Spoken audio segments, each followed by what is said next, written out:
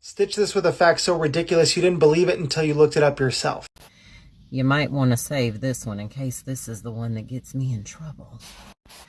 After Abraham Lincoln signed the Emancipation Proclamation and free blacks were promised 40 acres and a mule, he then proceeded to pay slave owners reparations of up to $300 per slave that they lost, which in today's money equals $7,500 per slave to these families.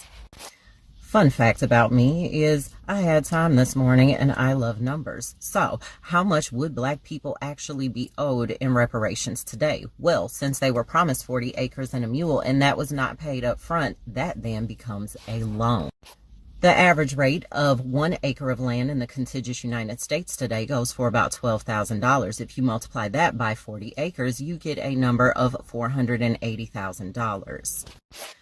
Also, on a loan, there's this little thing called interest. And when the principal is not paid, this interest is added. Now, on a land loan today, on the high end, there is an annual interest rate of 5.65%. So I started with $480,000 and I added 5.65% and added 5.65% and proceeded to do this until I had done this 159 times, which is the amount of years since the signing of the Emancipation Proclamation. After I sat there and did that all that time, this is the number that I came up with. Now, in case you're confused by all of the commas, allow me to read that for you. That says $3,343,727,866.38. This is not including the mule back pay from about 400 years of free labor, countless wrongful death suits, and emotional distress so atrocious that it actually altered the DNA of black people and caused a genetic mutation that has been passed down through the mitochondrial DNA of African Americans for generations. You can look that up too.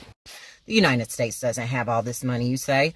Bullshit, because if you go back and actually tax the wealthy families who have benefited off of that, because it is common knowledge that free slave labor actually funded the Industrial Revolution, some of these companies that are still around today could pony up. Some of them are still around, and some of them you even have your money sitting in right now.